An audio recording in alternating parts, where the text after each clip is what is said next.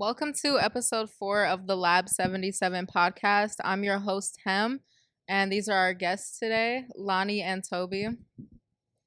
So, to get started, we really just want to hear about your current creative endeavors and just tell us a bit about like who you guys are, what you're working on. You want to go first? I can, yeah. Go for it. So I've got a lot going on currently. I have a children's book that just came out. I want to say it was 2 months ago.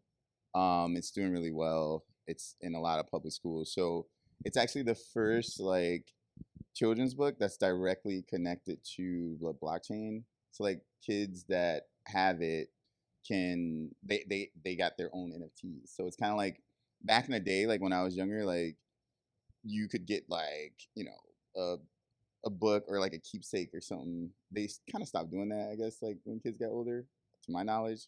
But I think like this is something that it's like we're giving every kid in CPS schools and other places like around the country like an opportunity to understand how to invest, also learn like the digital world and Web3 and things like that.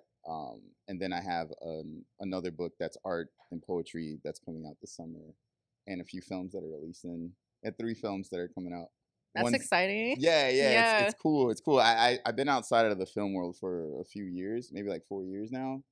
And so I'll be in Chicago Underground Film Festival, Black Harvest, and the other one I can't mention yet. But yeah. Okay.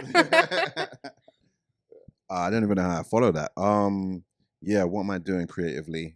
So 9 to 5, a lead creative strategist for a platform which you guys will know and love. I won't say what it is, but fastest growing startup of all time. The reason why your attention span is not great. You know, you know who I'm talking about. So I do that 9 to 5, and when I'm not doing that 5 to 9, I mean 5 to 9 a.m. I'm a mixed media artist, visual artist, mostly known for my photography. But you know, the last few years I've been really like able to tap into my creativity and just pair like my visual prowess with coming up with a lot of cool ideas. I work with a number of different artists to you know, collaborate, like, you know, my boy here, and just come up with fun ways to experience creativity and experiences for people. And what kind of photography do you do primarily? Great question. So so my background is that I was a lawyer, and then I was like headhunted or scouted, I should say, to come over and work in advertising. I worked in advertising for about 4 or 5 years, and I was responsible for photography, videography, and coming up with creative ideas, right? So as a result of working in advertising for that long, I can shoot pretty much anything. I've had my hands on, you know, I've shot food, product, people, interviews, you name it. I've shot most things, and I consider myself pretty good at all of those.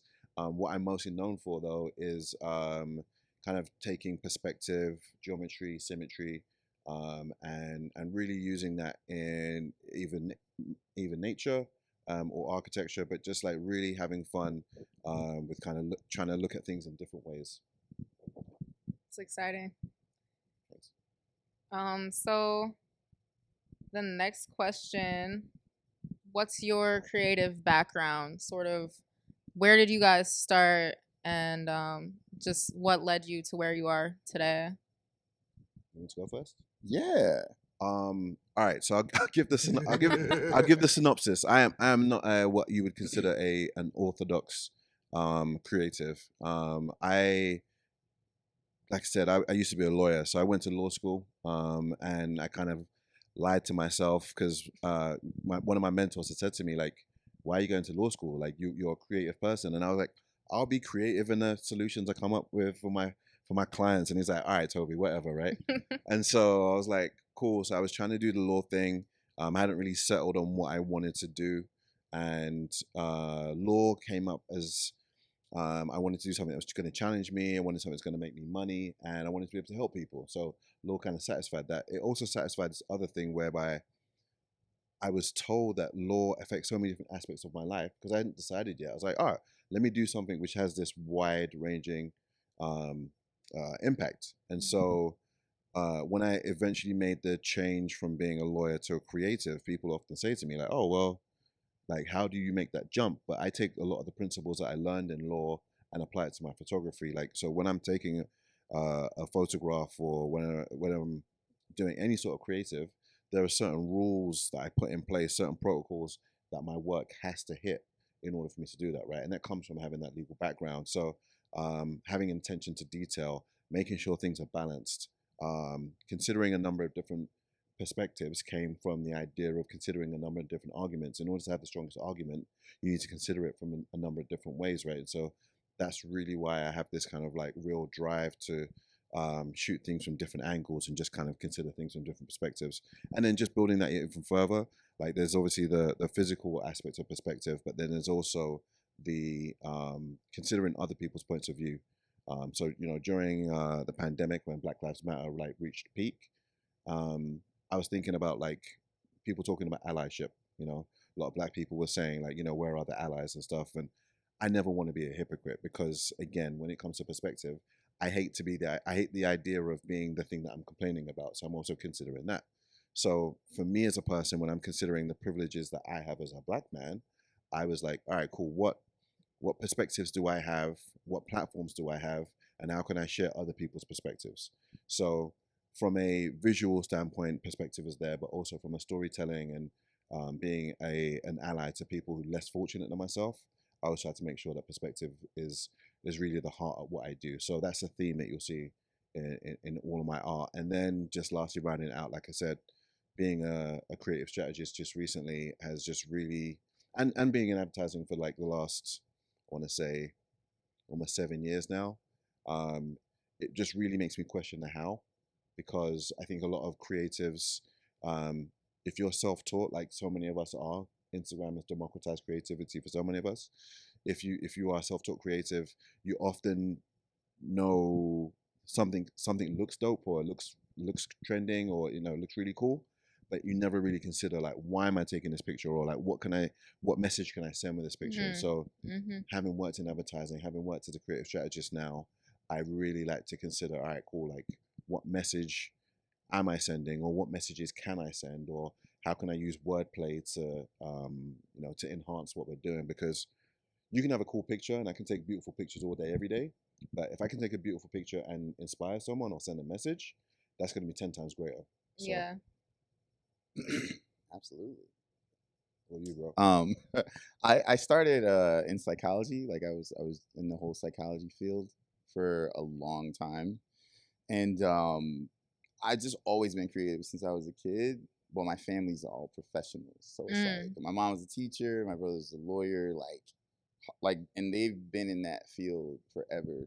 So it became this thing where my art took a back seat, like when I was young, but it kind of just stayed in there dormantly throughout my career. And then one day I kind of like was like, yo, you know what?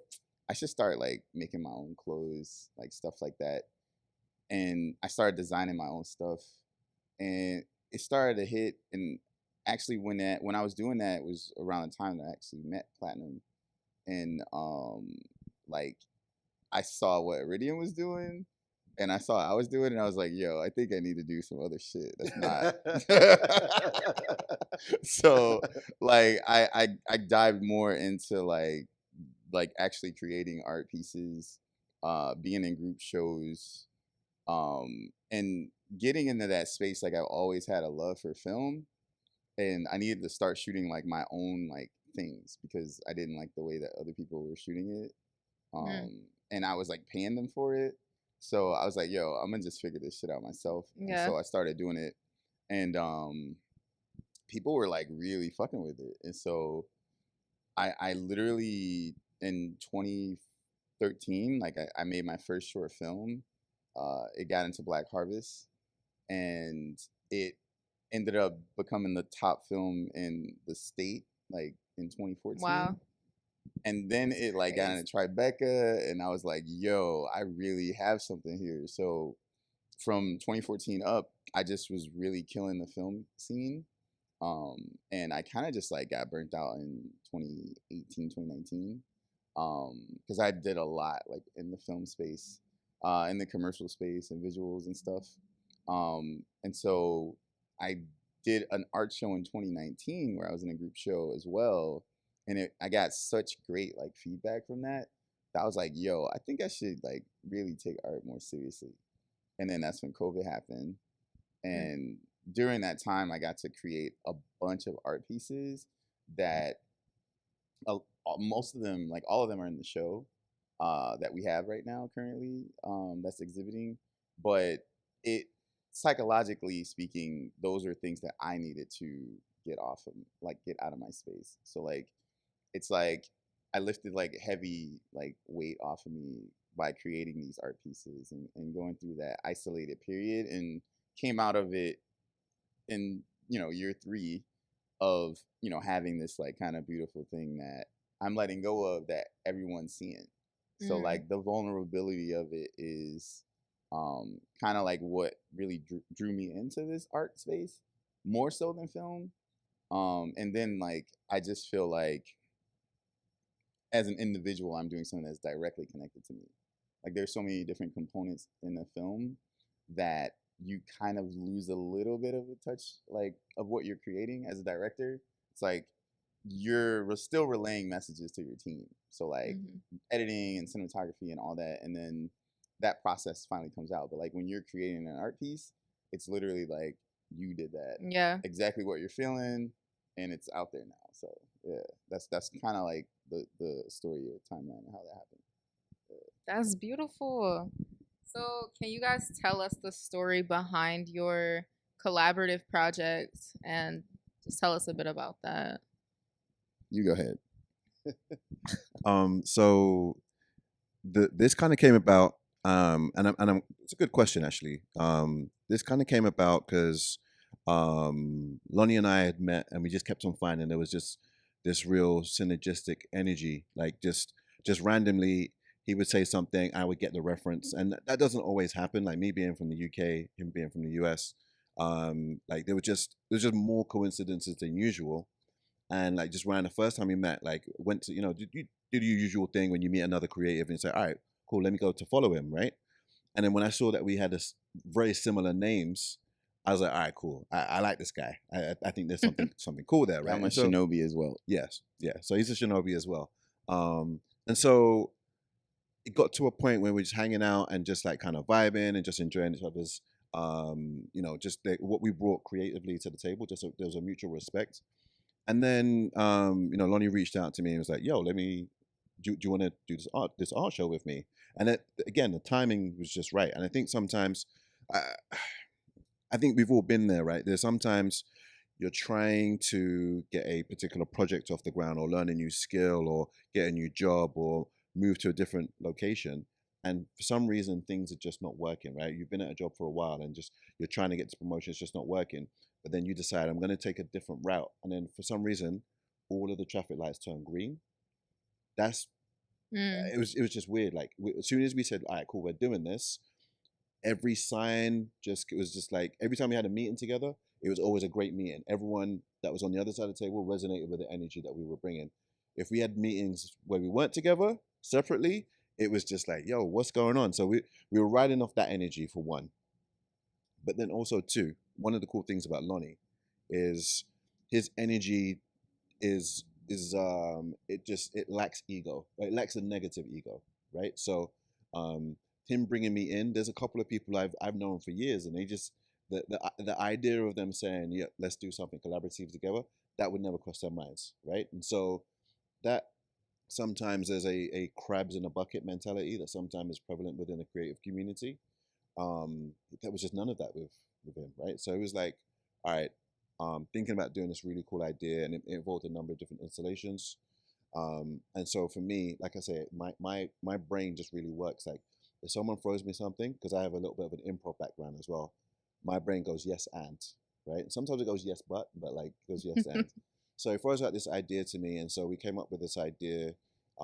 You'd already come up with a name for Shadow Dancer at this point, right? Yeah. And so we just wanted to do this idea which really talked about like the art of conversation. So like literally what would the art of conversation look like if it was physically an art piece? And so there was just a number of things which, if you guys want to come to the show, we'll be happy to explain in more detail. Nice. Come see it. But yeah, we did our thing, but we also were thinking about the end user experience. Again, that's the benefit of me having worked as a strategist and having worked in advertising. And just we brought out different aspects of each other. Like we pushed each other to be the best that we could be.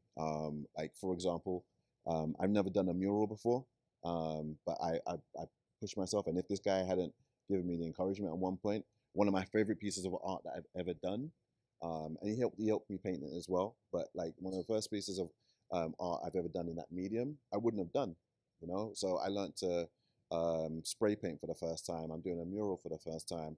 I'm pushing him to do augmented reality for the first time.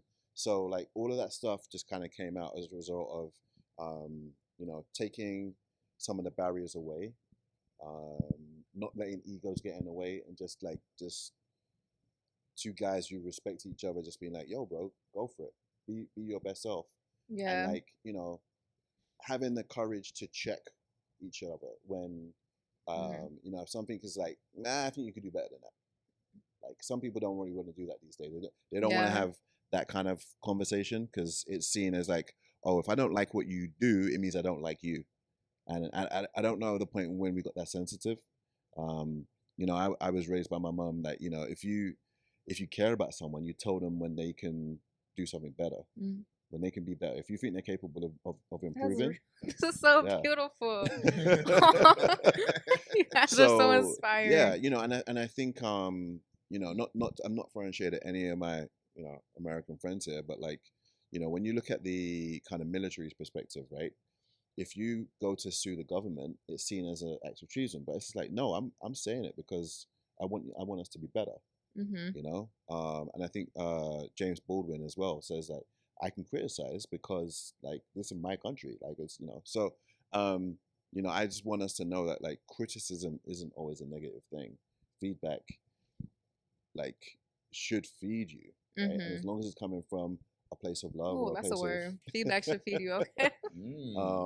as long as it's like, you know, like coming from a constructive place and you can grow from it. Like someone may say a sentence or they may say a paragraph of feedback which I don't like, but if 2% of that helps me to be better, I'm going to say thank you to that person because that's 2% I didn't have before, and I'm going to keep it moving. I don't have to accept everything else they said if they're saying it in a weird way or in a way that doesn't suit me, but like if I'm getting something from it, appreciate it, thank you, keep it moving. Mm. I like So that. yeah, that was a word. It really was. It was. It really You guys was. seeing this on camera? Sermon. Yeah, we caught it on camera. Yeah. But Pastor Shinobi. what Sermon. what can you guys tell us about the upcoming project for anyone that's watching, just to like get them even more interested than they already are? So the show that we have, it's up until September 30th. It's at the Westtown Chamber of Commerce, which is Ukrainian Village. And basically I will say this without spoiling the show for anyone. There is not a show like ours in Chicago. There actually has never been a show like ours in Chicago. I can say that. Right? I feel like that's Did the kids say facts, no printer? yes. Facts, no printer. Yeah. So like legit, it's something that we being influenced by the art and artists just internationally and in technology, this guy being deep in the tech world, like I have actually never met anyone that put me on this stuff as much as he does. So that's really dope. But the way that we bounce ideas off each other and push our art forward, it's legit. Like, yeah, I wouldn't have even been able to do this show on my own. Like, it wouldn't have been as dope as it is. Like, you know what I'm saying? Like, that's a great feeling to come out of something and be like, yo, I actually made some wild ass shit. Like, you know what I'm saying? Yeah. So we're like, you know, the And bad boys, and I would be Mike Lowry. To that point, bro, I think Just saying. there's a saying like everyone wants to be the tallest building, right? And I think people are cool to see certain people grow, but as long as you don't grow past them, right? I think that's a scarcity mindset. I think like if you live a life of abundance, you know that like it might not be your time right now, but it's going to be your time at a certain point. And if you at no point in the show was I like, yo, I gotta like. I felt like I needed to come correct to match your energy, but at no point did I like, yo, I gotta beat this guy, because that would have been defeating. And there's enough space for both of us to eat, right? And so I think like a lot of people just don't really have that kind of energy around them, you know, and so that would have led to a different energy, and that's not an energy that's ever been in a space. Which, piggybacking off the like table reference that he just made, there's a portion of our show that is an immersive experience that speaks to gatekeeping and having a seat at the table.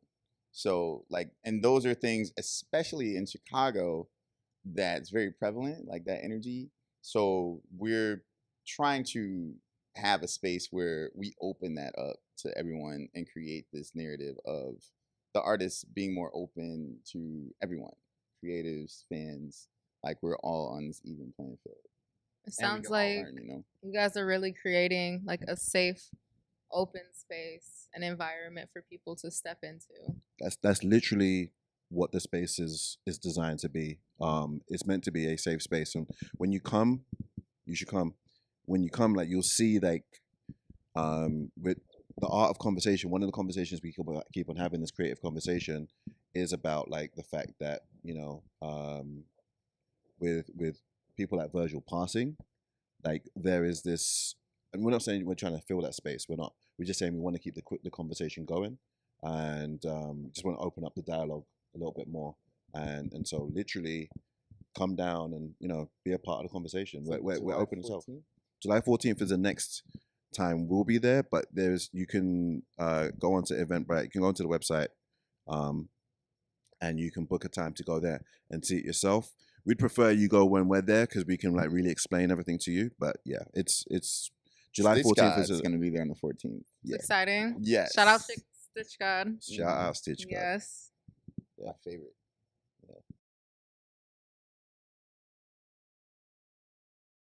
Okay, so just to backtrack a bit, guys, we'd love to hear more about where you both are from and how that impacts you creatively and within your artistic careers. So I grew up in Oakland, like the Bay Area, and also Chicago, like the west side of Chicago. And those are two very similar places besides like the winter weather. So like I actually didn't really spend summers in Chicago until I was a lot older. Like I mean older as a kid, like teenagers and stuff. Because typically every summer I would stay in Oakland, like with my dad. So it's like summers and then like Christmas. But Oakland is crazy, especially in the 90s. Like I thought like the West Side was like nuts, like growing up back in the day, but like Oakland was like, yo, I really had no idea if I was gonna make it out as a kid. And like kind of growing up like 80s, 90s, like I was really young in the 80s, like young enough, like too young to kind of really realize a bunch of shit, but like by the time I got to the 90s, I was like, yo, it's nuts out here. Like most of my family was like in the trenches in certain ways. Like my dad's Nigerian as well, so I'm part Nigerian. And so it's just a bunch of different things going on. Like I would go to my grandparents' crib in Oakland, and it would be like very, very Nigerian, but like 75 to 80% of my entire year in existence was in American culture. So like the little bit that I was there is like, what the fuck is going on? Yeah. But as I got older, like I started to understand a lot more about him and his upbringing and all those things. I'm still like hella American, of course, especially when I'm around someone like this guy's already over here. um, but like basically, it's really just pop culture and America. Like, if you're an artist, especially like I guess a lot of my closest friends like use pop culture a lot in their artwork, right? Um, like a really good homie of mine, Hebrew, you know what I'm saying? Like you can see like comic books and things of that nature.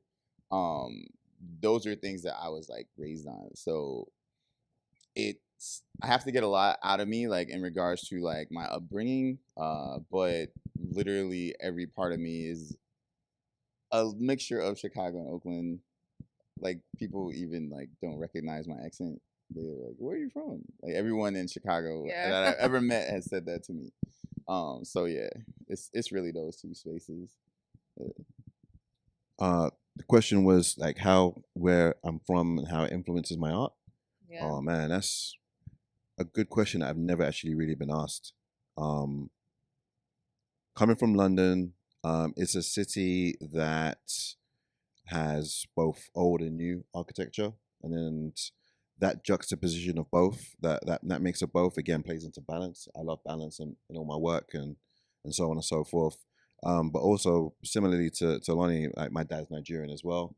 I spent some time in Nigeria, and again that plays into perspective, right? Like I remember going to Nigeria and being teased for being not kind of like Nigerian enough, and then coming back to London and being teased for being too Nigerian. So I've always kind of felt like I didn't really have a place to kind of call my own. The other half of me is from Barbados, and again, I was teased there for not being Caribbean enough. So like I got teased a lot as a kid. Again, I think that now that I think about it, I'm thinking about out loud. Being so ruthless, all kids get teased, but me and my brother were teased a lot, and I think that plays into a part in like why I have a degree of perfectionism when it comes to my work. Because I actually, I'm having a therapy session on the couch right now. Maybe I should lie down and just but I'm thinking like it plays into my work ethic, because I don't want to be I think no one likes to be critiqued, but I like my work to have a certain level of finesse so that no one can come and just tell me anything, right? So that's to do with my upbringing. My parents were quite strict and like, make sure no one comes and tell me no foolishness or anything like that. Like that was very much so like that kind of plays into the law. The law plays into the photography, and the rest of my creative. So there's all of that, and then again, just finding myself in legal corporate spaces, right? Like often the only black person in the room, and again, not considered considered too black in those scenarios. But then I go to places like where I'm kicking it with like my peers, and I'm not black enough.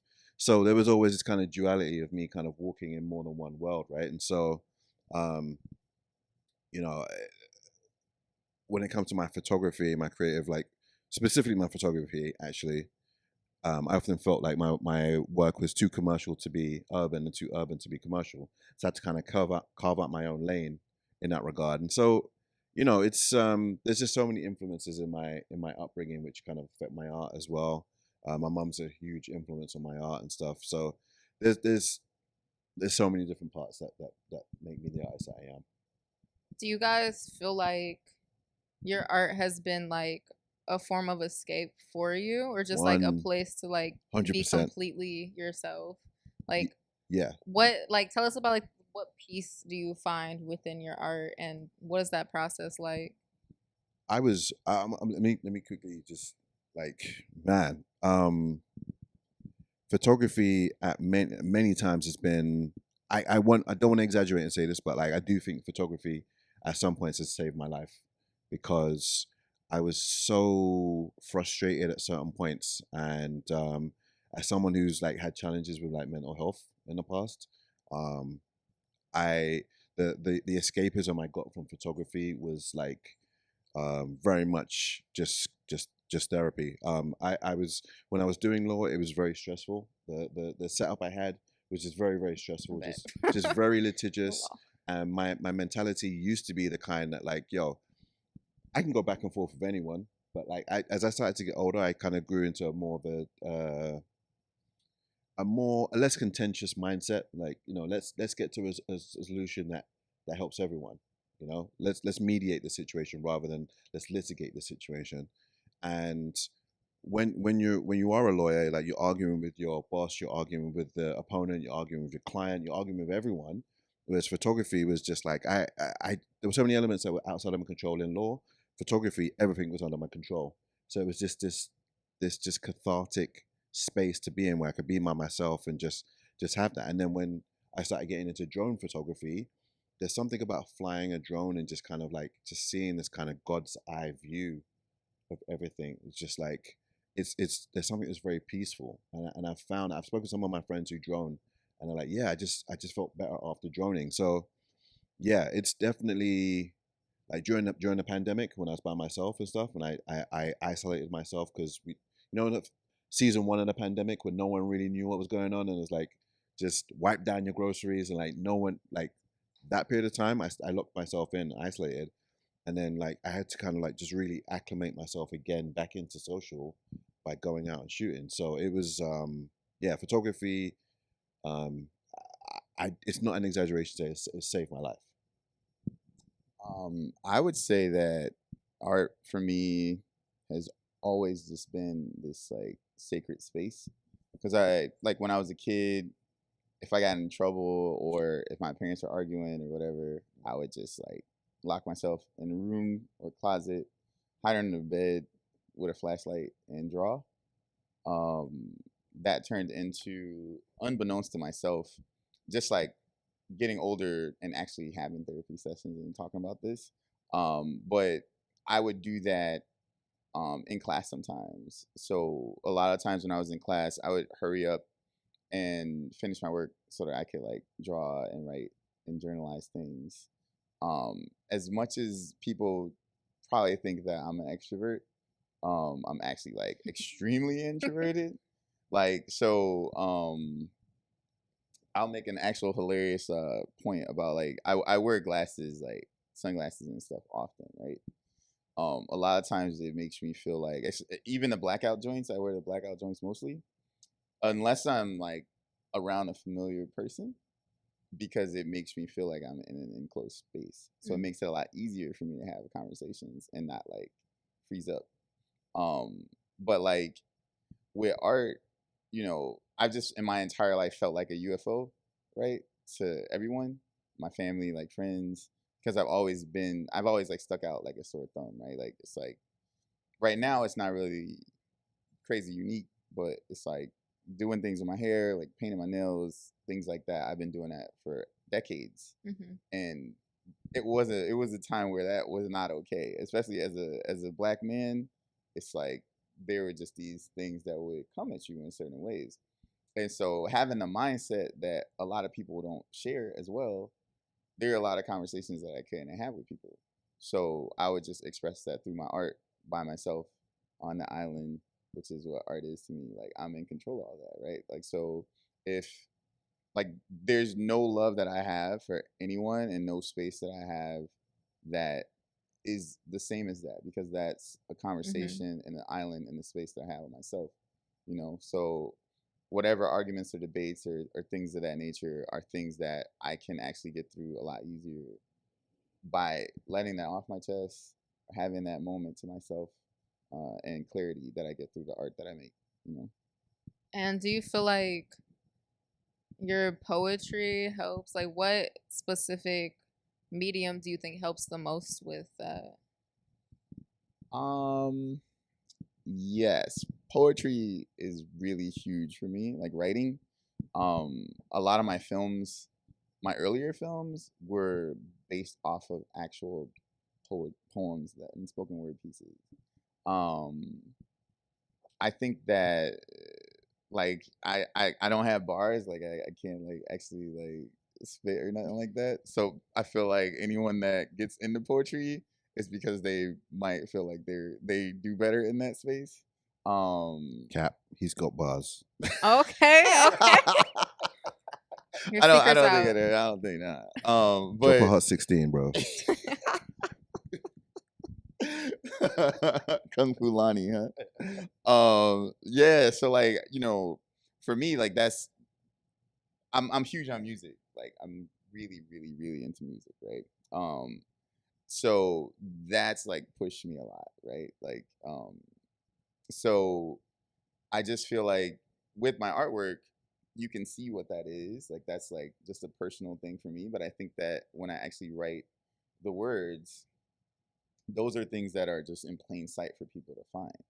Like when I used to write stuff in my journals, I would sometimes tear pages out and tape them in different places, in school, around the city, and it just be anonymous things that I wrote. And I mean, to this day, I don't know if anyone found them, but hopefully it'd be dope. They're out there. Yeah, They're out there, yeah.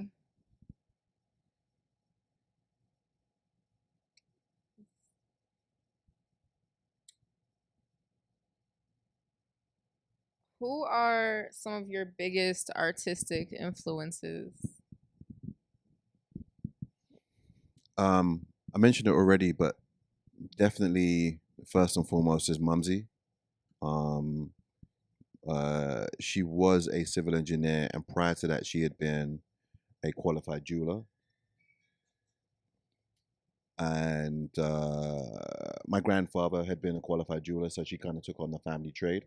Mhm. And so, in order to kind of give me and my brother the lifestyle that my mom felt we deserved, she gave up on her creative dream to do a more traditional job. And so I like to pay homage to her by me giving up the traditional legal approach and becoming a creative. So I always like to give her flowers in that regard. Mhm. Then other creatives who inspire me, I mean, this guy for sure.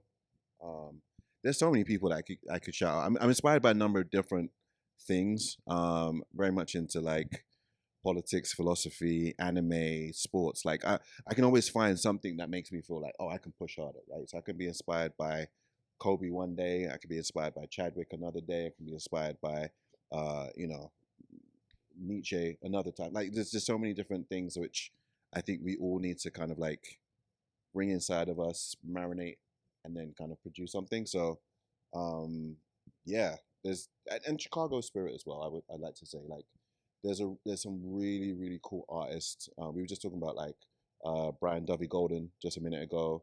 Like Raspy Rivera is going to be another guest on our show. So we're just getting the dates for that sorted out as well. Like there's so many people, Prince J, so many people we could list off, and then there's a bunch of photographers as well I could list. If you check out my Instagram, you'll see who I'm following. That's a great way to see who inspires me. Yeah, just so many people. Yeah, Prince J is huge inspiration for me. He actually unlocked the space of me wanting to speak more to um, releasing like thoughts and things in that nature, like being way more vulnerable, like and being like, yo, I can make art that's like that. He completely changed like the way that I made art. There's an artist named Marco Antonio Miller that taught me how to make my art better. He taught me how to wheat paste, like all types of That's things that I dope. do right now. Yeah, This guy is like he has like all of these weird and wonderful talents. Like we'll be chatting, I'll be like, oh, I need to learn how to make like metal look like wood. And he's like, I actually happen to have done, and he would just pull these random. He's like, when Mary Poppins had that bag and she's pulling mad stuff out. Yeah, yeah. It's the Mary Poppins. With the talent, yeah, Yo. he's the Mary Poppins with the talents. Yeah, I like that. Yo, I That's like hard, that. yeah. I like that Mary Poppins. Yeah. I'll fuck with that. Lonnie Poppins with with the magic bag. Yeah, Yo, that's dope, bro. A lot of films like inspire me as well. Like, he's Sure. talking about anime. One of my favorite anime films is Akira. Oh, yeah. You would see that in a lot of my artwork. Um, and actually the story of that film is like really big to me personally because it's about one of the main characters has trouble with his ego and it kind of like eats him alive in a sense. That's the best way I could describe that. And I feel like a lot of us are that person and have met that person where just the struggle that they have within has like come out. I'm a huge, like crazy hardcore Frank Ocean fan. Yeah. I actually have a couple art pieces that are made like through a few of his lyrics. So if you're like a really big Frank Ocean fan, you'll see it and be like, oh yeah, I know that. Like Boots Riley, he's a director. He made Sorry to Bother You, and he currently's got this show called I'm a Virgo that's really dope. I don't even like spam TV shows like that, but like I was like, yo, Boots Riley's got a show, I'll watch that. It's short, so I was able to finish it, but he speaks to a lot of things. Obviously, Mr. Baldwin, he's like an influence. Like I actually have a film that uses an interview that he did, a Canadian interview that he did in 1967. And it kind of narrates the film because it's a juxtaposition of what he was speaking about that was happening and what is currently happening in 2020 was when the film came out. So like I try to take things from all these different places. Hebrew Brantley was the first artist that I had actually walked into a space and it transformed like me into saying, yo, I want to do this because this is dope. And I don't know how I'm going to get here, but I'm going to figure it out. You know what I mean? And he's like an amazing dude, like so chill. And is really in the film too. Slang's a Chicago artist, amazing Chicago artist.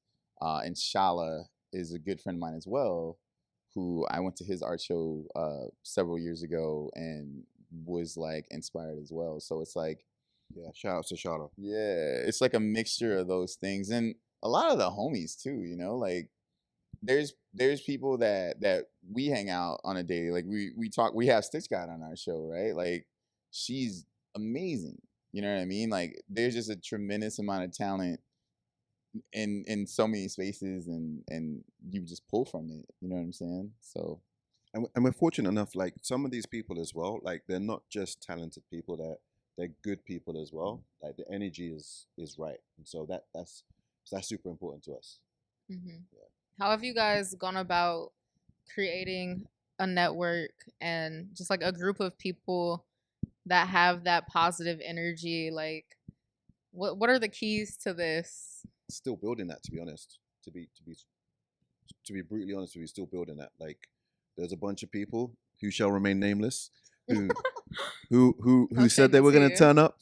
This guy is one of the most generous guys. He was very generous with his time and his work and stuff. And you know, we showed up for certain people, and they didn't show up for us, and that's fine. That's fine. You know, it is what it is. I would say that one of the things that I've learned, and continue to learn, because I'm never gonna change. Like I'm always gonna be a very positive, like kind person. I think I'm actually gonna grow into that more. But I think that I've learned how to protect my energy and have really great intentions. Because like we could do whatever we want to try to be in this space where we think that we're doing something that someone's going to be fine with or whatever that is. But it's really important to just always have these great positive intentions in what you're doing. This guy's teaching me all about transparency and like communication. I've never been good at that. Anyone that's dated me could say that. And he's like made that a lot better, you know? Yeah. And so for me, I think that my circle has become extremely small and extremely tight knit. And it's people that I've known forever. Like a lot of them are. This is the newest person that I've been cool with. Like I had that whole Drake no new friends thing going on, and he broke through that. Like, and so like, you know, honestly, I just felt like I feel people's energy really well. And a lot of times I have these conversations with people that I know and love because I'm like maliciously loyal to myself, like to other people. Like I'm malicious to myself, and like not like allowing people to kind of take advantage of me that are close to me, just based off like I've done that over the years. Just based off of like the amount of time that you've known a person, like yo, and it's cool, like I'll help them, like that's the type of person I am to a fault. And I've just learned to just silently step away from That's all real. that. Yeah. So like I like and it's a thing that you see too, especially in this space. Like I've I've had like insane highs and horrific lows like over the past 7 years, like in the space of being like, you know, world renowned filmmaker, like a artist that is like doing really great, you know. There's times where I'm on the cover of magazines and everybody's hitting me up and everybody's like, yo, I know him. He's dope as fuck. Like I fuck with that guy. I went to you know, fucking third grade with that kid, right?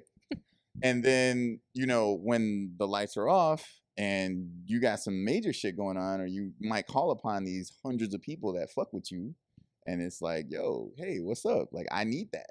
You know what I'm saying? And I learned that over the years the hard way, like just kind of getting empty love from people that it's making their egos bigger to be like, yo, I'm cool, Lonnie, or no one's telling me something straight up. Like this guy's like, you know, he'll tell me like when I'm doing some shit, like some fuck shit, and I appreciate that. That's You know real. what I'm saying? Like Yeah. that's real, and I'll take that feedback, unless I'm not hungry. But and just building off what Lonnie's saying, I think, you know, there's people who didn't turn up, but it's not really about them. It's really about the people who did turn up. And like, you know, just shouts out to Jessica, Erin, Kaden, and all the other people who did. Rashawn, a bunch of people did turn up for us, and like we are thankful to them, and you know that will be reciprocated and acknowledged. Yeah, shout out Frame. Shout out Frame. Yep. Frame Yep. Chicago. Yeah. Yeah. And anyone who we forgot. But we made it very clear to have in our show a space where the people who were part in bringing everything to life, they were thanked, because you know we think it's important to give thanks. I think a lot of people block their blessings by not being aware of what they already have. Gratitude. So, yeah, absolutely. Yeah. Gratitude practice, absolutely. Yeah, that's so real. And honestly, I feel like people who don't show up, like they weren't really meant to be there at the time, you know? Yeah, yeah. And you know, we try to give grace as well. You know, some people, some things came up, and it's cool. It's cool. It's all good. Yeah. Yeah. I mean, but at the end of the day, like for me, I'm gonna make this shit happen. Like it's fine, right? Yeah. And I'm again the type of person that I see everything, I know everything, I hold it all within, and I exude the energy that is not anything, you know, different from that, right? Like so, if we're working on something, we're supposed to work on something, and something didn't work out, or I didn't like that energy, whatever that is, it's fine. But you know, it's a train that's moving. I always say this: it's a train that's moving that a lot of people are not gonna be on. Like you know what I mean? And haven't, like they've been let off on certain stops. But that's like life, right? Like if you think about you going through all these years, you get out of high school, you get out of middle school, all those things. I can't think of how many people I know that I fuck with hard. Like, and it's not even like no shade to anybody, but like a lot of us aren't fucking with the same people that we were fucking with in 7th grade or high school. Just not a time for that. Like you meet new people, you grow in that space, and you move on. You know what I'm saying? Like at the end of the day, like we're all gonna separate from each other in this space regardless. So you know, spiritually, we might connect again in another lifetime, whatever that may be. But if you maintain that positive energy and positive intentions, then it doesn't matter. Like for me, I don't give a fuck what anyone else is doing at this point in my life. Like I know what I'm on, I know what I'm not fucking with, and I'm gonna just stay over there, and it's cool, you know? Yeah, that's so real. And there's like the world is so big. There's billions of people in the world, and there's like so many countries, cities to explore, so many new people to meet. Where have you guys traveled so far, and like where do you guys want to go What's my next? favorite place in the world? Vancouver. Yeah, my favorite place is Vancouver. Like, I need to live there. Like, Vancouver has every single thing. Like, I'm a type of person that, as Toby said, I like to learn a lot of things. I like to get into a lot of things. And Vancouver has every single thing that you could think of. Like, it's got cobblestone roads, it's got beach, it's got mountains, it's got redwood trees. Like, you know what I'm saying? Like, a lot of people are like, yo, I want to go to an island. It's like, bro, you're gonna get tired of that fucking sand eventually. Like, I get it, but yeah. Where have I been and where do I want to go? Man, that's a good question. I haven't counted the amount of countries I've been to. I'm not sure if it's 50 or 100 cities. It's one of the two. I should double check it. Where do I want to go? Man, Moscow was on my list for a while. That doesn't look like it's gonna be happening for a while, so I'll take that off the list. Really want to get back to Asia. It just I really do think that like travel is one of the greatest educations you can get. I understand not everyone is able to do that, but where you can, I'm always encouraging people to spend at least as much money on travel as you do on equipment. Right? Like you'll grow so much from the experience. And I think from a young age, I was able to experience. I was fortunate enough; my parents took me traveling, and just seeing that people drive on the other side of the road, just is. I think it's a very very subtle but surefire way to let someone know that there's not necessarily right or wrong. There's just different ways of doing things. So I think travel wherever you can travel, you should travel. I really, really have this strong desire. I get these kind of creative itches from time to time. Like I have to solve that. Otherwise, it's gonna bug me. And I really want to go to Africa and um, put my lens on it and go to the cities because there are these images of Africa that have always been portrayed a certain way, and I know for a fact Africa doesn't look the way that Western media sometimes portrays it. So I really want to like go there and just like show people like, yo, there's beauty here. There's a reason why they call it the motherland. So that's on my bucket list. And there's just a bunch of other places I really want to go to as well. Um, I understand why only 30% of Americans have a passport. I don't know if that's still the case, but Probably is.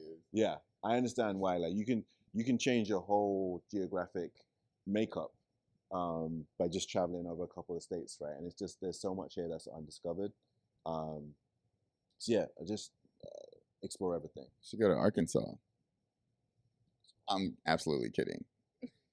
I'm trying to remember if I've been to Arkansas. I think Arkansas is like top level racist country. I was completely joking.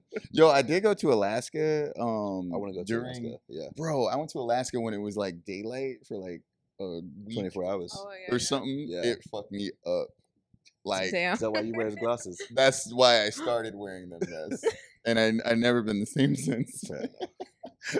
Yeah, like, and I had been touring, so Alaska was the last place, and like I thought that I was gonna see. I thought it was nighttime. Like I got the wrong information when I was coming back into the country because I was actually in London and I came to Alaska for a shoot, and it was daylight, and literally I got there.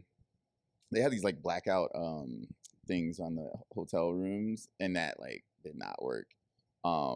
And I went outside, like it's people just getting completely wasted. And I thought it was, it's like fucking with me because I'm like, yo, it feels like it's 8 a.m. And like people were just like throwing up on the sidewalk. I was like, yo, Oh my God. what the fuck? Let me check my watch again, bro. Like this is crazy. Yeah, so like that was an awesome experience actually. And I actually got to see because I love bears. I got to see like a bunch of like wild bears like for the first time. Like just driving, like I saw this bear just chilling and eating on the side of the road. Like it caused the traffic jam. What was the name of your first label? Barilla was my first, Okay. my first try at clothing. Yeah. Bears are Barilla. awesome. almost as awesome as red pandas. Red pandas are the greatest animal ever created. I'm just Very gonna say cute. that. They're Right? very, very cute. Yeah. Aren't red pandas technically bears? Yo, you know what? It's a sort of bear. I'm gonna take the lawyer's advice on that one. And It's a panda bear, right? It's a little panda bear, right? Yeah, so it's a bear. Panda Yeah. bear. I wish I could have one of those.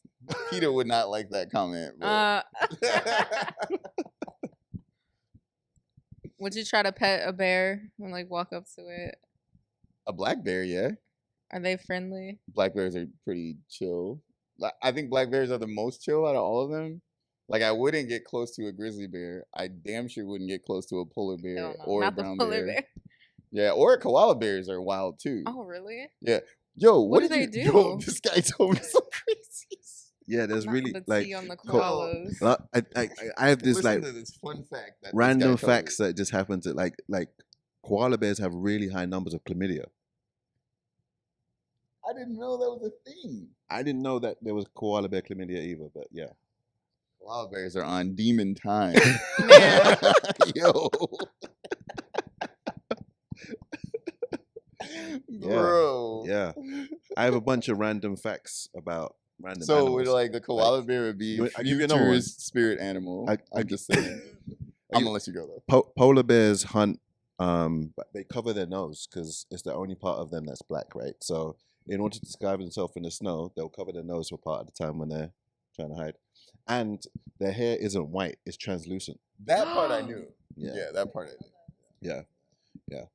That's crazy. Why does it look white? Is it just like It's like off white. It's not quite white. It's like translucent. okay, but it's okay.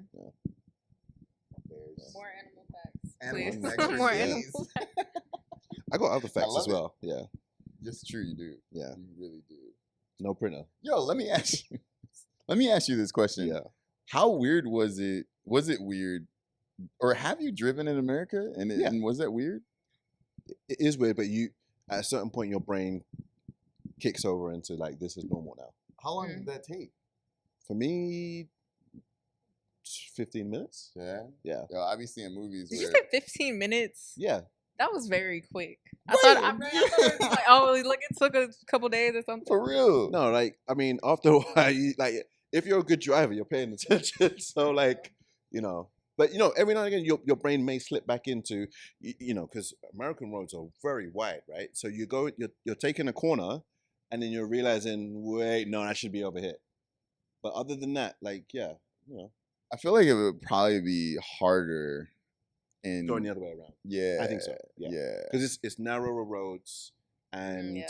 I've tried it. and people actually pay attention when they're driving in the UK. Damn. Ooh, That's- that's tea. Shade. Yikes.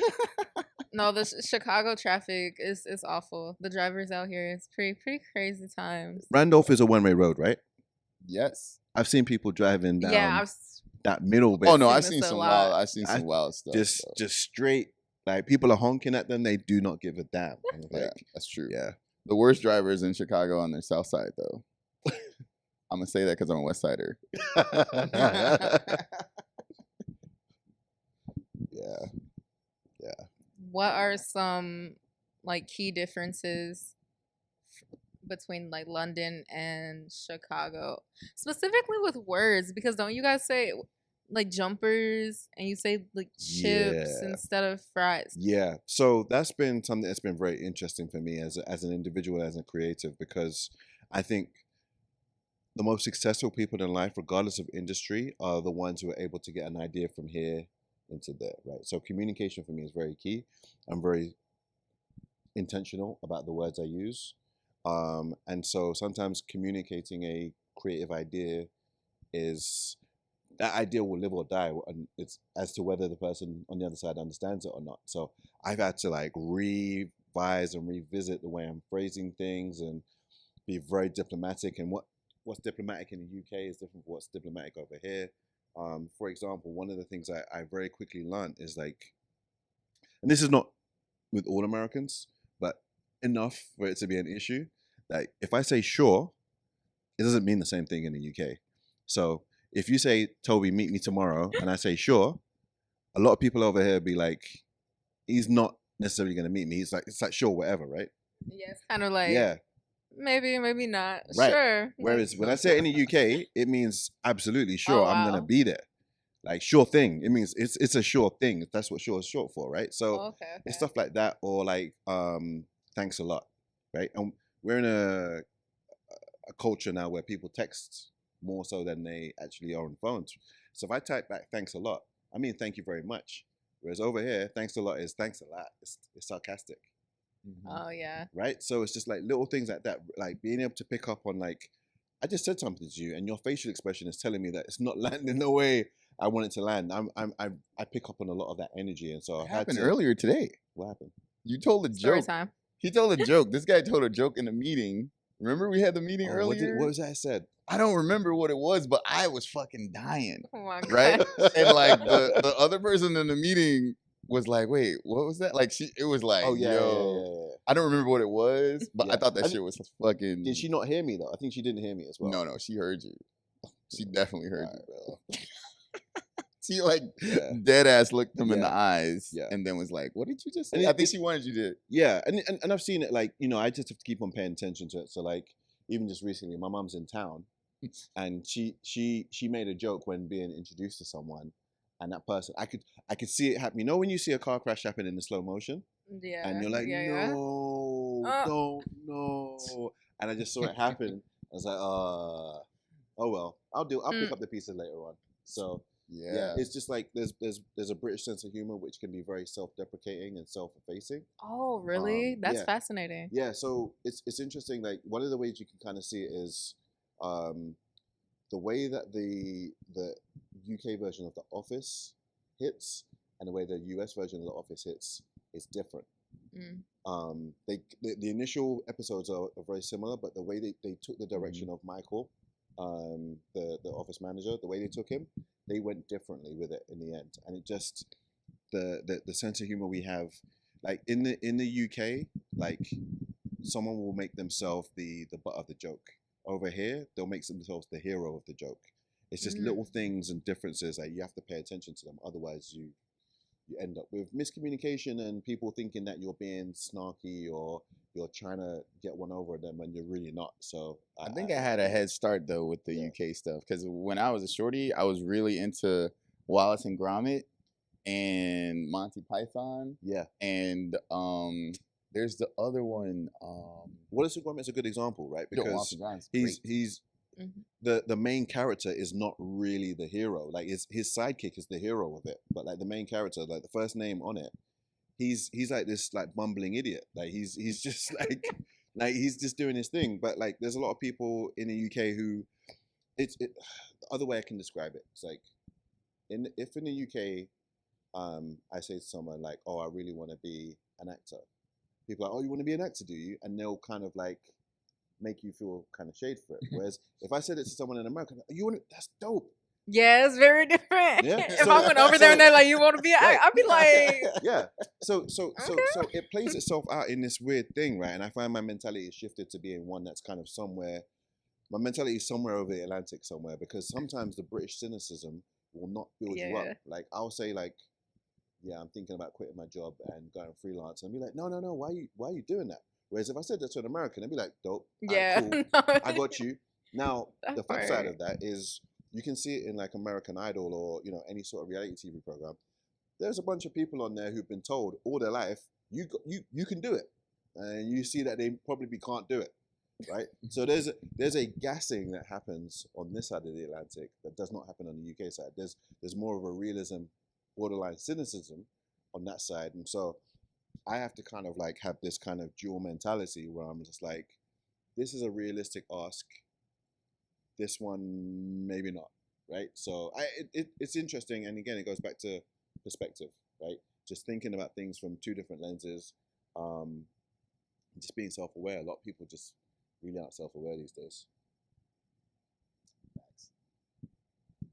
This makes me think of the whole ego thing. You guys have been talking about this ego journey throughout the night. Maybe expand on that a bit. Like, what has that been like for you?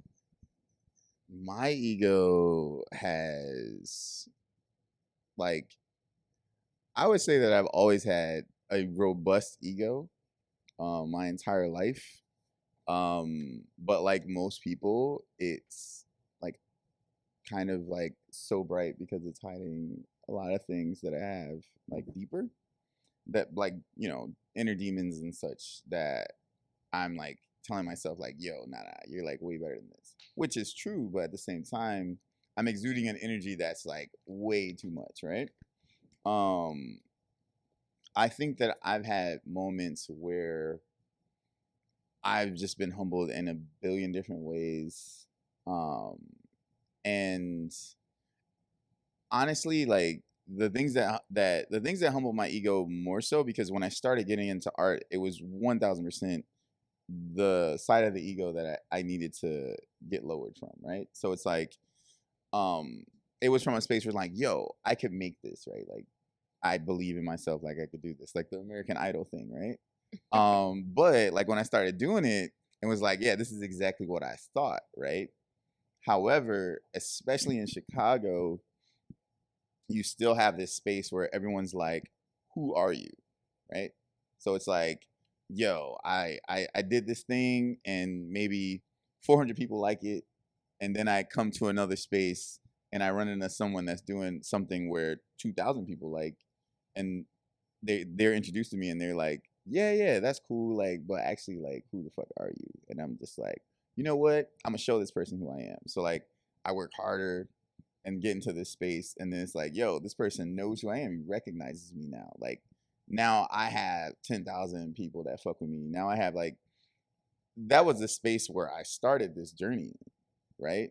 It was this really competitive space, chip on my shoulder, like all of those selfish goals, right? But as time progressed and I actually grew more in that space, I started realizing that I was influencing people and changing people's lives and saving people's lives and all these things.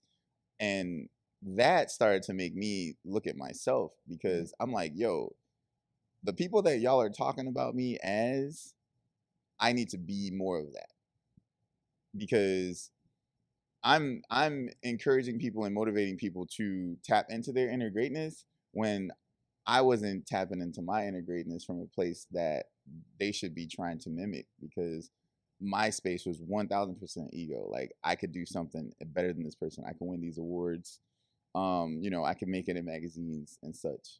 Um, so as time progressed, it's just like, yo, people really like, you sit here and you teach a class. Like, I've taught students that have gone on to become like amazing like filmmakers, chefs, like things of that, just because they were like, yo, this dude came from the same place that we did, and he got out of the fucking slums and he's doing this stuff. You know what I'm saying? Like, so I feel like you have to have an ego to try to do the things that we do. But you have to have balance, which is another thing that this guy is always teaching me.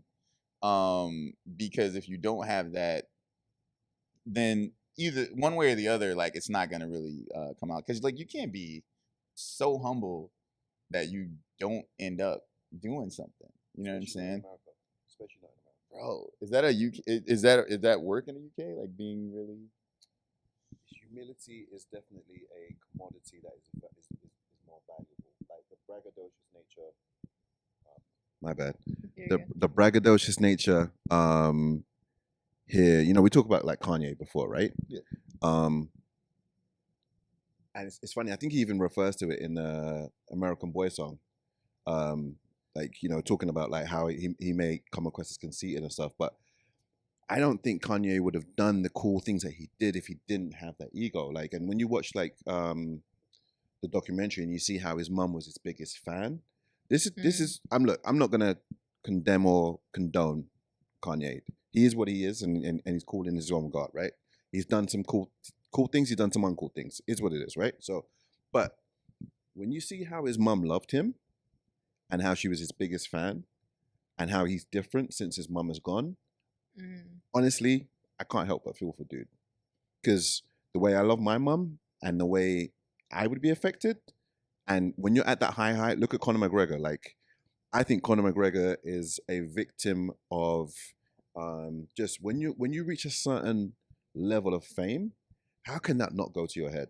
Like how can it not affect you? And if you think about all the people that are at that level and how it just they how they handle it. I don't think many people can handle being all that kind of. I think that, and I agree with that. Also, before I say anything, I just want to point out that of all the Kanye West songs that you spoke about, you spoke about the one, isn't Estelle, right? That's Estelle? Yeah. Like the UK song is the one American that Boy. like, yeah, that's so crazy. Yeah. But wait, hold on. Yeah. I just want to point that out because it's like, yo, this UK dude. That's like me being like, yo, so I'm telling a story. I'm like, yo, so this Chief Keef song. I'm like, but anyways, who's allowed back on BET? Bro, I didn't see it, but I heard it. Yeah. Wait, what? 10 years. Was it not his? Was it his hologram? No, I'm saying like for 10 years he was banned from BET, No, but now he was banned from a lot of fucking places. Yeah. Chief Keef's the shit though. But anyways, Yeah. I just feel like, and that's the thing with me, like having a lot of success in things that I tried in a fast amount of time. That's like, there's no way to come back from that, right? Like, if you're not around, and again, you know, you brought up being around certain people, like because there's people in those spaces. There's always people like that in those spaces. Like you have like, you know, certain people that you could be friends with, as famous as they can be or not, that are also grounded and chill, right? Like as famous as Erykah Badu is, she's chill as fuck. Come on. Right? So, you know, but the thing is you have to get to that space in your life. Kanye West and Conor McGregor and certain people have not. I wasn't in that space for a while, and things happened that put me in that space, right? Things are happening that are potentially putting Kanye West in that space or Conor McGregor, but sometimes people don't react. But would you say that Erykah Badu scaled the heights of a Conor or a Kanye? What do you mean? Would you say that she has the level of impact of a Common or a Kanye? Hell yeah. Or a Conor or a Kanye? Yeah. You think so? Yeah. I mean, like I think that you get into, so for instance, right? Everyone in this space right now that we're in are creatives. Yeah. That's it.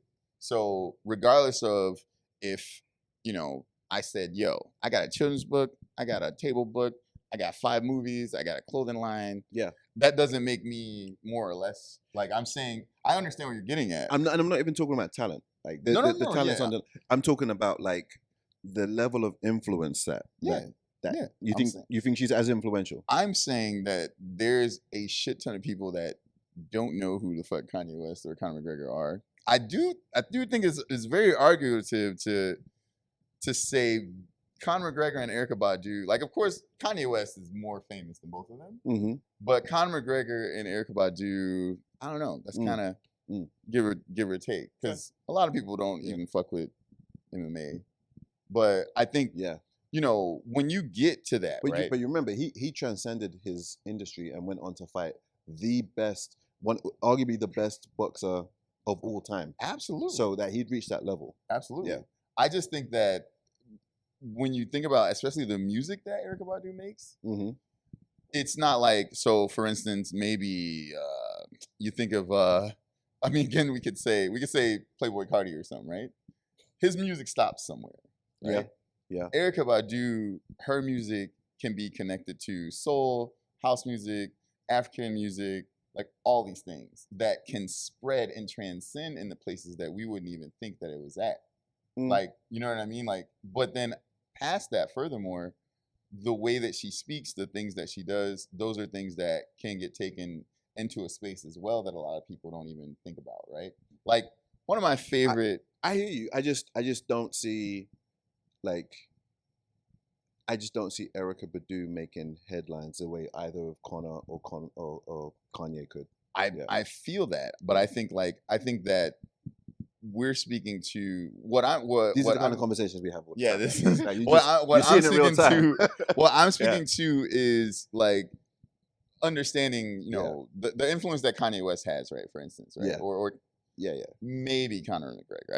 I'm still not sold on that one. But Kanye West, you know, being connected to Donald Trump and being on CNN and these things. Yeah, he makes headlines. That's I can't. I mean, I would have to look it up, but like, I wouldn't be surprised if Erykah Badu is, because I remember when she had that one song, Window Seat, and it was connected to people were connecting it to like the JFK assassination. That was like what? big time fucking news. Yeah, yeah. This is what I'm I've saying. not heard of this. All I know is that when Connor turns up to Las Vegas to say that he's in a fight, the Irish people turn up and the stuff gets shut down. Like it affects air traffic. Oh no, I'm sure it does. I'm sure it does. Yeah. I just think that especially like societally speaking, the way that my mind works is less of a categorization. It's more of a space, right?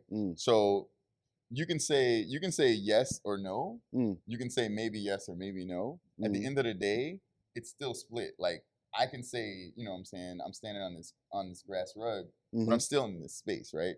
So like Erykah Badu is not Kanye particularly, like we can do the metrics on that, right? But at the same time, she influences enough people in this world, whereas someone in a space that is not there is going to be influenced by her more than the average person, right? So like I speak to you know what I'm saying? I speak to the fact that she's collectively collectively they're influencing a shit ton of people that are going to continue to influence others. Like if you're influencing 20,000 people and I'm influencing 6 and you're influencing 30,000, like we're still influencing motherfuckers. Like no one that's not influencing nobody can really you know what I'm saying, gauge that. And I understand your point, but I think you hit a certain space where it's like, shit, I got 1 million followers on Twitter. This guy's got 20 million. Yeah. We got a lot of motherfuckers following us on Twitter. Like that's the end of it. Like, you know. You made a point before about like ego and like how we talked about balance. My ego is often checked by a dwindling but still present imposter syndrome. Imposter syndrome. Yeah, that's a good one. So, as good as I think I am, I've been fortunate enough to get certain successes fairly quickly in certain regards. Like, and so what comes with quick progression is imposter syndrome. In that, I remember when I first got scouted and brought over to the States, it was a huge deal for me. I'm a self-taught photographer, and someone from a different country, right? A different country that I live in, right? Where photography and like videography and creativity is a booming market, has picked me. He could have picked anyone in the world, but he said, "No, I want you to come over here and like." So I went through this whole legal process to go through the visa, green card, all that kind of stuff. Now, here's the interesting thing. In my first week or two at Havas, which is the advertising agency I worked at, I kept on thinking, because I sat around the corner from like where my boss sat. I kept on thinking they're gonna come around the corner and say to me, "All right, Toby, you had a good run. It's not working out. No. It's not working out. Just pack up your stuff and for I'll say, man, anywhere from as low as 6 months to 18 months, I had that feeling that they were gonna walk around the corner and be like, "You had a good run." Months? Yeah, man. Yeah. That's real. Now, bear in mind. Now, here's the crazy thing about all of that.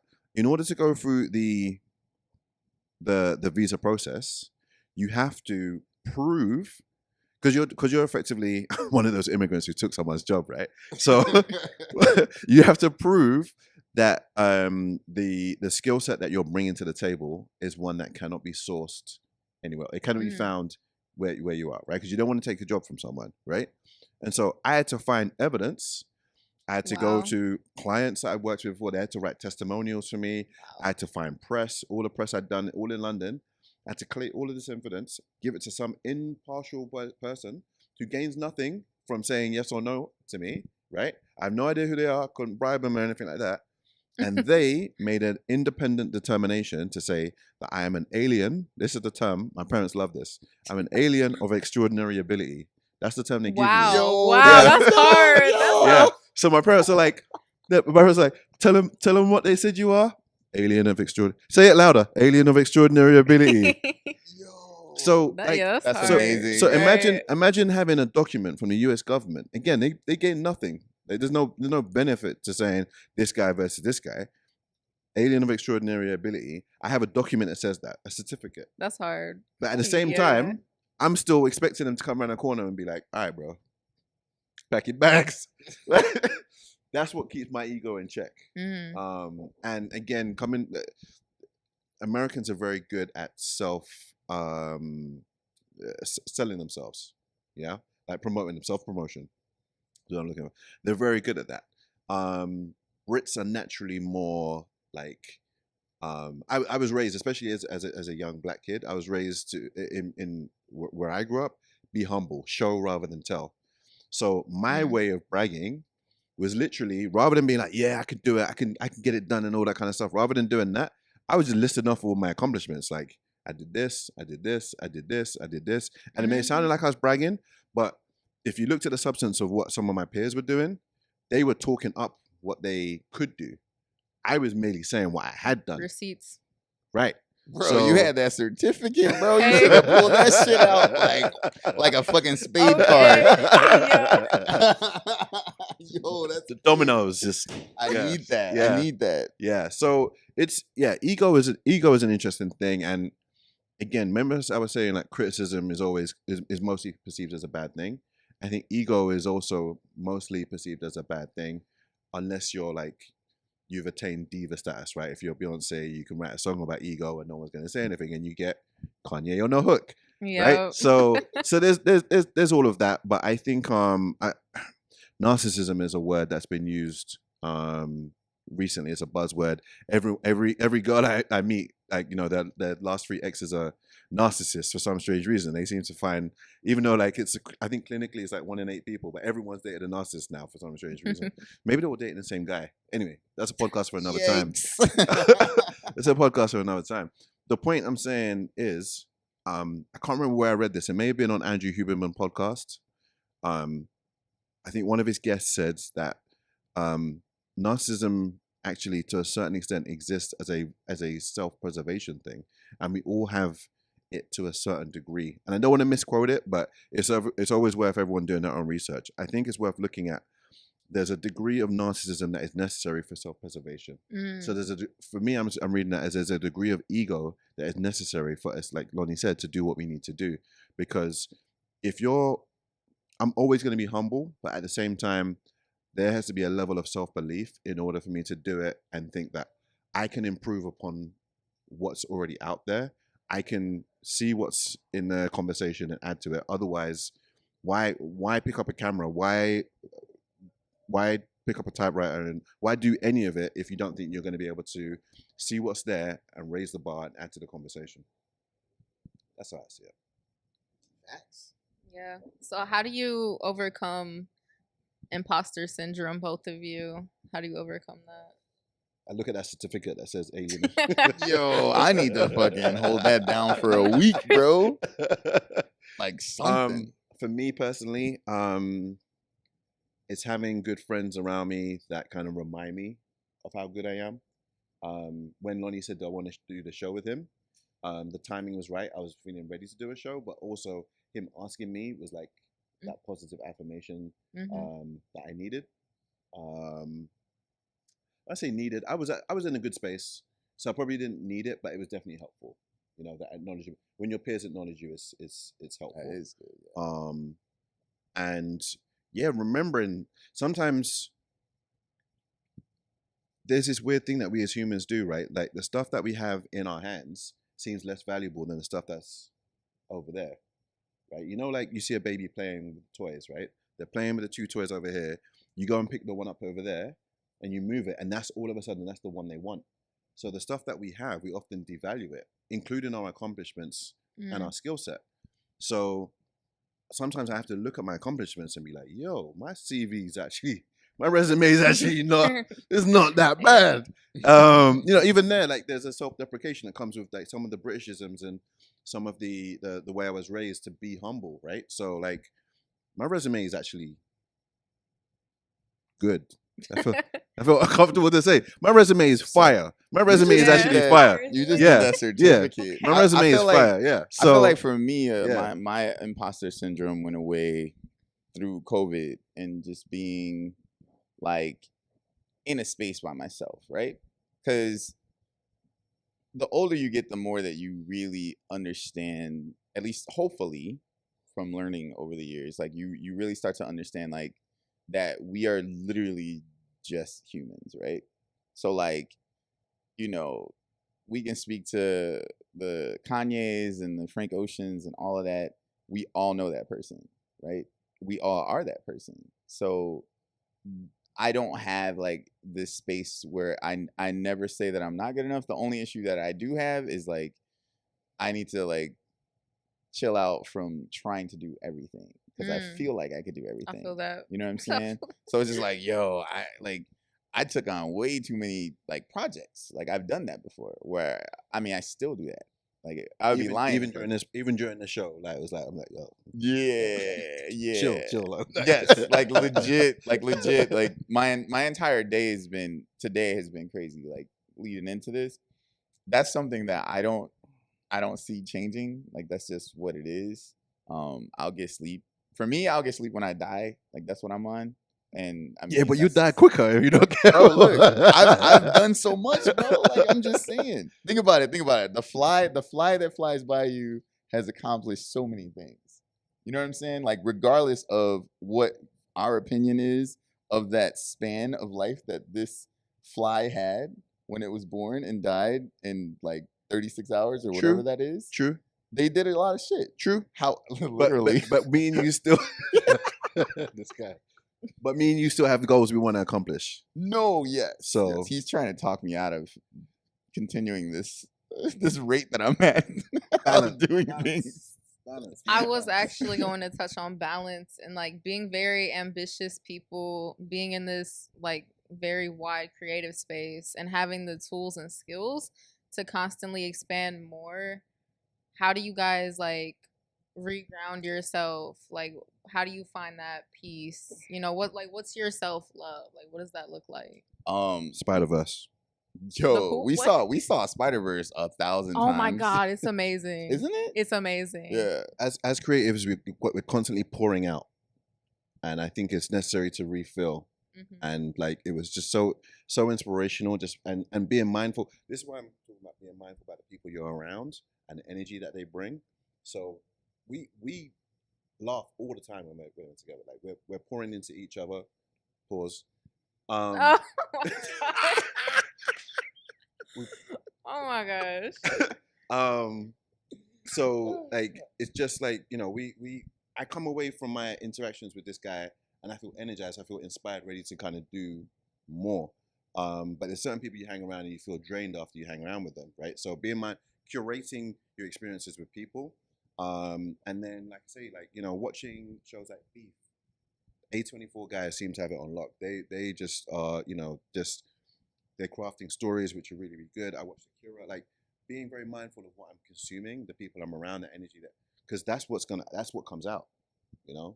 Like when I watch a lot of deaf comedy drama, I end up like cursing a lot because that's what I'm consuming, right? And so like learning that at a very young age, you know, if I listen to I remember being like a teen and just listening to a bunch of R&B where the guys were talking about being broken up or being cheated on. I remember I just deleted half of my phone book. I'm like, nah. Oh my So God. being mindful of that kind of stuff, you know, you gotta. That's real though. Yeah. That is real. Yeah. I mean, whenever I'm not doing something, which is very, very rare, I like really just like playing video games. I just downloaded. I mean, I'm just telling him this now, but I just downloaded Shredder's Revenge today. And at some point it should be downloaded when I am home. All right. We talk about that. But All I enjoy playing games. What time's Target close? When can I get that PS5 action? Oh, bro. Hey, I might have an extra one, bro. An extra PS5 for the low. Okay. No, I wouldn't charge you for it. Okay. Yeah, like just that, and I actually love. I really like chilling in hammocks. Oh, I love a good hammock. Yo, hammocks are amazing. And my favorite thing, actually, I don't know if he knows this. I might have said this to you before, but I love like feeding birds. Like I did not know that. I got a couple. I got a couple secret spots. Wait, that's not a euphemism, right? No. Okay. Y'all I crazy. used to like that, but no. I actually feed the birds. Evanston has like one of the coolest like spaces for that. Yeah. And I don't know, it's just dope. Like you're literally sitting there, you're chilling. I'm like, yo, You reminded me this is of why the old heads do that. You reminded me of dude from John Wick. You know Lawrence Fishburne's character. Yo, hey, you know what? I'm not mad at that at all. All right. He made it out of all the John Wick movies unscathed, and I Oh, have wow. no That's a problem. feat. I have no problem giving that spoiler away. What are you making that face for? I don't know if not unscathed. Yeah, bro. All right. And in terms of the John Wick universe, everybody was getting fucked on, and he did not get fucked on to the lengths that everyone else. I'm not going to say anything because I think it might be a spoiler. So I'm just gonna like. We have to put a little plead the spoiler fifth. alert. I'm gonna plead the fifth on that one. Oh, All right. okay, cool. What's next? Do you guys have like a peak in your career? Like what's your definition of like success? Like what does that look like for you? Or is it just I'm gonna just leave it there. Speak on that. I personally feel like I have succeeded already. I'm comfortable with having the body of work that I've created. Obviously, I want to do more. But like, honestly, yo, I feel like for me, I'm just really my artwork and everything that I do is literally checking off boxes that I continue to do. Where new ones come up, and hopefully that always happens. Like, hopefully, I'm always climbing. I'm always learning, finding new spaces. But the biggest thing for me is to maintain peace and find a higher level of that. Like, I want to continue. Like, that's really like my biggest focus. And as much as I work, as much as I like can burn myself out and spread myself thin, I think that I find so much peace and creativity in the work that I do, and fulfillment in finishing something that I start, because I love that, regardless of what it is. And yeah, I think that I'm gonna just continue to grow, and I'm fine with that. Like, there's no actual like, I don't think that perfection exists, and I don't think that like, hopefully you don't reach a peak ever. Like, you know what I'm saying? Like, there's if you're at a place where you're comfortable, then you need to figure some shit out and get uncomfortable again. That's I real. think so. Yeah. Yeah. I often get asked the question like, "What's my favorite picture I've ever taken?" And I always like to say I haven't taken it yet, because it kind of keeps me in search. Forever a student, never a master. And that being said, I do have some goals. One of which is financial independence, and in the way in which it's described in Rich Dad Poor Dad, where it's like, I want to be able to just, if I decide I never want to work again, I can do. So I'd love to be able to reach that. I really want to be able to inspire other people, feed myself, help other people feed themselves through creative means. If I can do all of those things, then I feel like I would have used all the gifts that God gave me, and I would die a happy man if I could do that. Oh, actually, you know what? I just thought about something. What I do want to accomplish at some point is getting that certificate. The Alien of Extraordinary Achievements. I mean, I gotta move somewhere, but I mean, it's gonna happen. Actually, I'm planning on moving to Germany soon. That's exciting. Yes. Berlin's dope, I've heard. Yeah, I'm going there in at the end of August. I'm trying to meet up with this guy for his birthday in London. Actually, if I got a tour that this guy could give me, I'm pretty sure it's gonna be crazy. Like, you know what I'm saying? Like, you got a homie, and we all have homies in other cities that give you like the real tour of the spot. So I'm looking forward to that. But Best London tour guide. I bet, bro. I bet. It's on my resume. Yeah. Yo, So the food in London's gotten better. Let's talk about that. I feel like you're throwing shade because of my earlier comment. I am. Okay, I am. I deserve that. I deserve that. It's not just Nando's. Yeah. It's fine. It's fine. So what advice would you guys give an artist that's trying to make it? Like, what advice do you have for people just in general? Yeah. I think we talked about it a little bit already, like curating and editing the people that are around you. If you want to go far, go with someone else. If you want to go fast, go by yourself. So just like really noticing the people, like I do genuinely think the people who want to see you succeed will help you succeed. I want to see this guy win, and like, you know, there's examples of me just helping. I'll be like, yo, I'll help you with that, and I just do it. I'm not expecting anything in return, and vice versa, right? But there's other people that I don't see that same energy from, and that's cool, right? You know, not everyone. You have to meet people where they're at, right? So, the length. Do not mistake the length of a friendship for the strength of a friendship, right? So, you can have a very good short friendship, but you know, just because you've been friends with someone for a long time doesn't mean that they're there for you. And sometimes, you know, that they say that the call coming from inside the house. Sometimes the people that are holding you back, they're your longest standing friends, and that's unfortunate, but it is the case. So, have my best advice I can give right now is have people around you that want to see you win. That's some bars right there. Mm-hmm. I think just being like having the mentality that you want to grow, and being open to every single thing that comes in. So like not thinking about taking L's as a loss, but as a lesson. Bars. Okay, y'all dropping keys, okay? You feel me? Look, hey, look. I couldn't follow that up with nothing. But Lonnie to Donnie.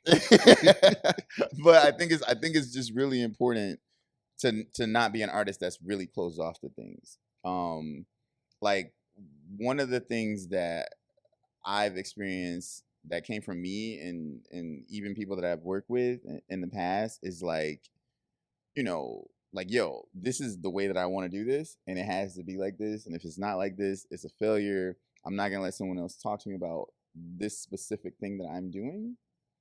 If you're open to that and taking in information or being like, yo, this isn't exactly what I thought it was gonna be, because I don't think I've ever made anything as an artist, like just thinking back and being like, yo, there's always some shit when I see it. I'm like, I could have done this better. I could have done that, whatever it is. So understanding that and not just taking it as like this huge defeat. Like I think a lot of people get slowed down by stuff like that because they're always looking outward at other things that people are doing or thinking about a fact of like societally speaking, like, yo, this person's art is better than mine because, you know, he sold that piece for 15 bands and I don't think I could do that. Or like that doesn't mean anything. You know what I'm saying? Like these are things that you need to let go of. So I think it's important to just be open to grow and take things in and really just pay attention to everything and everyone. You know what I'm saying? Because that's gonna help your art. It's also gonna help you grow more and understand like the snakes in the grass. So you just be careful when you're walking through. You know? It's real. Is there anything else that you guys want to share or say? Or any last thoughts? I mean, I think we've been pretty comprehensive. I think ultimately, no one's coming to save you, right? It's like life is what you make it. Like if there's something you really want, there's no shortcuts to anywhere worth going. So you got to put in that hard work. You either pay now or you pay later, right? So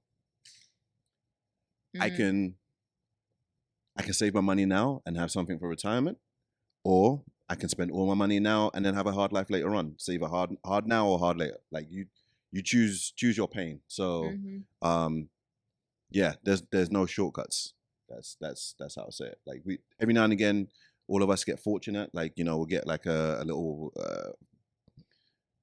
good fortune will land on us, but we'll also have bad fortune, and it's you just gotta, if you want it, anything worth having is worth working hard for. So That's real. True. I mean, the only thing I'm gonna say is everybody should pull up to our art show. That part. That part. Yes. We're gonna have Stitch God on there July 14th. Yep. And the exhibit is open until September 30th. Yeah. Pop up to my man's website, tobishinobi.com. He's got some stuff on there like that, you just have to go check it out because I'm not gonna say what's on there. It's dope stuff though. And I got BTEC 312, that's my production company. My Green Llama book is out. It's on Barnes and Nobles. There's a book signing coming up soon. So that's pretty much it. Yeah. Shout outs to Iridium. Shout outs to everyone who made this possible. Thank you. Appreciate you. Yes, and thank you for having us and having this conversation. You're my first interview. What? Oh, really? Yeah. Okay. Yo. This has been fun. I'm glad it was you guys. Like, we've set the bar high. Real We've set it talk. high. Real talk. So, right. yeah. You That's crushed what's it. up. You crushed it. Right. Thank for you. Real. Yeah. For real. I think that's extraordinary ability. Yo. I'm a Gemini. So. Wait, you're a Gemini? Communication. Are you a Gemini? I fucking Yeah. knew it. Like, I don't want to be that person, but like, I knew it. I knew it. Yes. Okay. Yeah. Come on. Okay. Literally. Yo. Okay. That's what's up. Right. Okay, well, in that case, this is the end of episode 4. Thank you so much for tuning in, everyone. And definitely go to the show on the 14th. Yes. We'll see y'all.